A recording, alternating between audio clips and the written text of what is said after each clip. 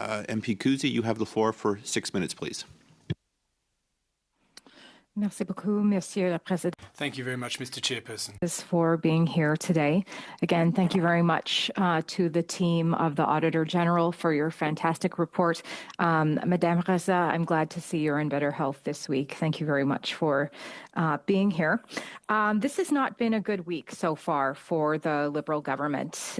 In the meeting that I attended yesterday, we had the Treasury Board Secretariat, including the Comptroller of Canada, agree with the Auditor General and her report that Canadians did not receive value for money for their report.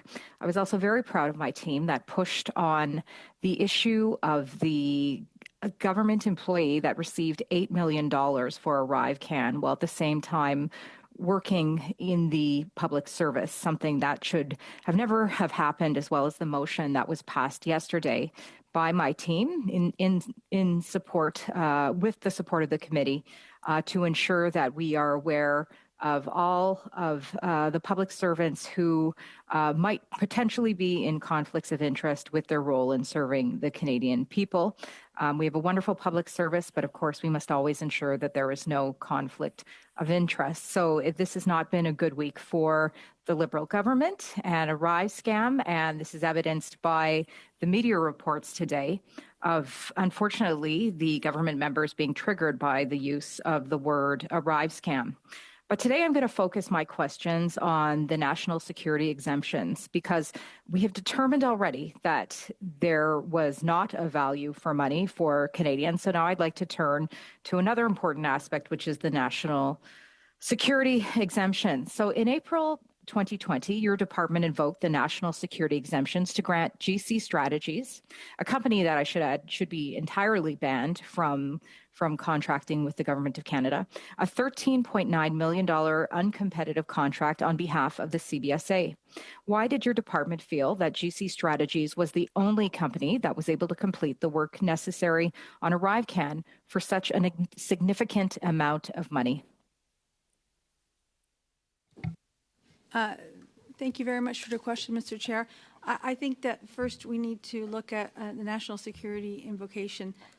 This is a tool that exists in the trade agreements to give Canada the ability, in case of crisis, to be able to move quickly outside of the current competition. So each trade agreement allows this. So there is not a one-to-one relationship between the NSC and GC Strategies. Rather, the Public Health Agency, CBSA, various departments came forward and said because of the global pandemic, they had a need to move quickly, and they would ask us at PSPC for that authority.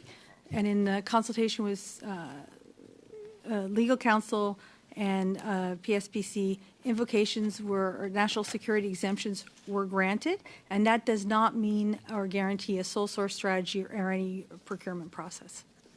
I'm just going to pause here because I have an expert in NSCs with me in case Dominique? Nothing to add. Okay. Thank you. Well, thank you very much for that response. Just a reminder again, and I repeated this yesterday, I'll say it again today, that the Auditor General did stress in her remarks, my goodness, close to a month ago now, this is how long her report has resonated with the Canadians, the truth of it, that the pandemic, the crisis situation was not an excuse for the lack of the value for money.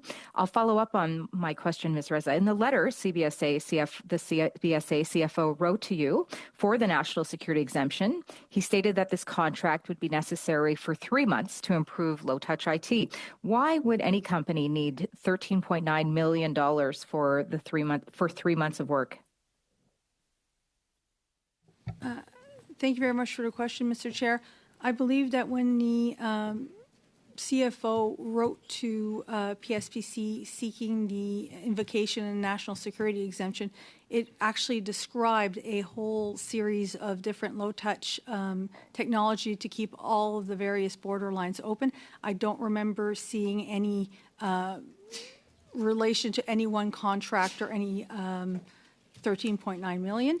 I know that in the response that PSPC provided, we actually limited in our response saying that their NIC would be valid for a 3 month period because, again, with the evolving pandemic, we did not want to give a long-term NSC that would create expectations or further contracting requirements. Further to this, the contract in question required a document safeguarding capability security requirement that was not met by GC Strategies. This requirement was removed 14 months after the contract had been initiated. Why were security requirements put in place for a sole source contract that the contractor couldn't even meet? Thank you very much for the question. I'm going to ask Madame Boutin to answer. Merci beaucoup pour la question, Monsieur le Président. Thank you very much for the question, Mr. Chairperson. It's important to make a distinction between a security clearance of an organisation or a staff member and capacity that is requested by an organisation. It's not necessary for an organisation to have that capacity at the moment of the awarding of the contract. When that capacity is required, when a contract is put in place, the organisation must have that capacity. So it's normal that a contract be awarded without that capacity being pre-verified by contract security, and otherwise there needs to be an amendment to the contract to withdraw that requirement because it's not necessary for GC Strategies to carry out their contract. Thank you very much. Merci, Monsieur le Président. Merci. Thank you very much, Mr. Chairperson. Thank you to the witnesses.